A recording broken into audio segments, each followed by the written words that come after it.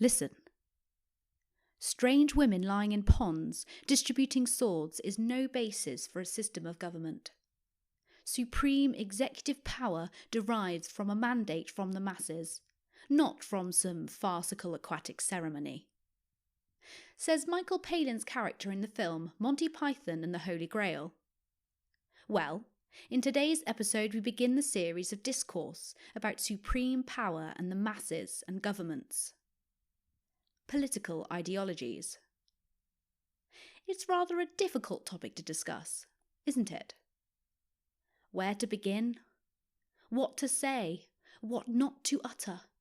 All those epoch-defining events, everlasting personalities, textbook terminologies, its immortal influence in the past, present, and dare I say, the future.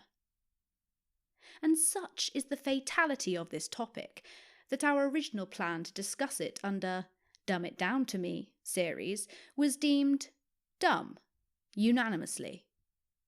Like a live fish, the harder you try to grasp it, the farther it escapes. At any rate, an optimistic attempt is vital. So, welcome to Hitchin's Razor. Liberalism, Conservatism, left, right, fascism, socialism, communism, libertarianism, nationalism, left of centre, right of centre, and yet here we are. One has to wonder, how has these managed to remain relevant to the modern world? Now, our attempt to be pragmatic in this episode, say, to rather talk about the juicy events of the past than to be tediously academic, wouldn't mean that this episode would be any less boring than your current imagination. In fact, such a statement would be euphemistic to a fool's errand around a Mobius band. Such is the fatality of this topic. If you are not bored already, let's begin by travelling back to a time when the word ideology did not exist. If we are to believe in contemporary consensus, then life began in the ocean. Some creatures subsequently crawled up to the landmass, the reptiles. They had sex, laid eggs and abandoned them, moved on to next honeymoon. Reptile nonchalance is criminally underrated. Then came the birds. They developed wings and feathers to counter the cold. They had intercourse, and more eggs were delivered. But unlike the reptiles, they started caring about their eggs by keeping them warm under their wings and fuselage. The first act of true selfishness. Enter mammals, with the hitherto unknown notion of storing eggs inside its own body. Inside its own body! Such was the shock. Bird brains accomplished maximum cognizance, and reptiles simply looked up. Mammals also acquired the habit of providing protection and nutrition to the offspring. This created attachment between the youngling and the parent, and it kindled the possibility of learning by imitation, the beginnings of a true social life. As H.G. Wells put it, a teachable type of life had come into the world. And thus we evolved. Well, the point is, we evolved as a species from reptiles and birds to mammals, to hunter-gatherers. We had the early civilizations in Egypt, India, Mesopotamia, and China. We had Aryans and Dravidians, the panchayat or the village system, the great thinkers Confucius, Lao Tzu, and Buddha.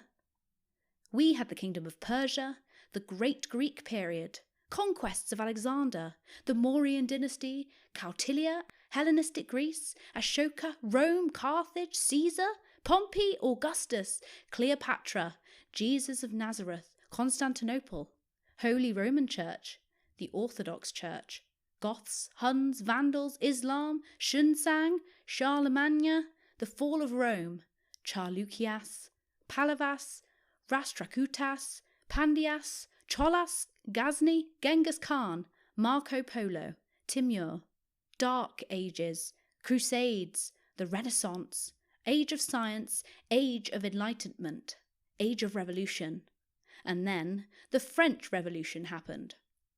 1789. The word ideology was coined, literally a new science of ideas. Thence we had Marx, Nietzsche, electricity, Russian Revolution Part 1, World War Part 1, Russian Revolution Part 2, the Great Depression, World War Part 2, electronics, computers, Cold War, globalization, internet, climate change, COVID, and now, as in the now, at the moment now. Now, hopefully that painted a vague timeline of our history. Now we slip on a banana peel and fall into the coming of ideologies. It is in Europe where the seeds of modern political ideologies germinated at a time when politics revolved around religion, and religion only. The idea of nationality, which is obvious these days, was rather a niche topic then. War was the most dangerous pandemic in the continent, and religion was the most important cog in the war machine. Christians, other Christians, Muslims, other Muslims endlessly fought and killed to protect their version of the supernatural. Feudal system and the middle class. Violence and disorder prevailed both internally and externally. Strong people seized land and power, and they built strong castles for own protection, as they were always under threat from people like themselves. The peasants were not organised and couldn't defend themselves, so they sold their allegiance to these lords in castles. The small lords served the bigger lords, and the bigger lords bowed to the monarch. The feudal system. The church and its officials were also part of this. The idea of equality or of freedom was exempted in this system. Thus, the Middle Ages passed under feudal system where peasants lived miserably. There were occasional revolts from the peasants, but they were cruelly put down by the upper classes. There was also another type of people, a floating class including the traders and merchants. They were not part of the feudal system per se, but they had no wealth or influence in that society. But the discovery of sea routes radically changed the fortunes of these daring people. Sea routes opened markets far east and west of Europe. Asia, America, and other parts of the world became accessible to them. The middle class, aka the bourgeoisie, thus gathered wealth from global trade, and the new money fetched them privileges, and eventually power. They still had two classes above them, the nobles and the clergy, and of course the king at the top. This segregation based on class is officially called the ancient regime, which had policies and taxation controlling the freedom of the tradesmen. Naturally, this was increasingly becoming a hindrance to the bourgeoisie, as they disliked the fact that the classes above them got money without work, and representation without taxation. And then there were the three great movements of the era: Renaissance, Reformation, and Revolution. The Renaissance was about learning, science, experimental rationalism, and asking questions about the universe. Hopefully, more of Renaissance in another series. Now, Reformation was about religion, specifically Christianity, and of revolutions. There were three. We shall start with the Reformation. The Arabs learned papermaking from the Chinese, and Europe learnt it from the Arabs. Towards the end of the 15th century, paper and printing became common. This meant common people could read books themselves, and didn't need a priest to tell them the content of the Bible. Rome was the epicentre of European Christianity in this era. At some point, the Roman Church thought heresy hunting would be a fabulous idea. Apparently, there was fun to be derived and lessons to be taught by burning people alive at stakes if they questioned the ways of the Church. Women were branded as witches and burnt alive publicly. The infamous Spanish Inquisition formed during this time epitomised this sport by underlining the word hunting in heresy hunting. Many more heinous crimes of unspeakable nature were committed in this time by the self-appointed guardians of God and faith. Early in the 16th century, Martin Luther, a Christian priest, visited Rome, and he was disgusted by its corruption and luxury.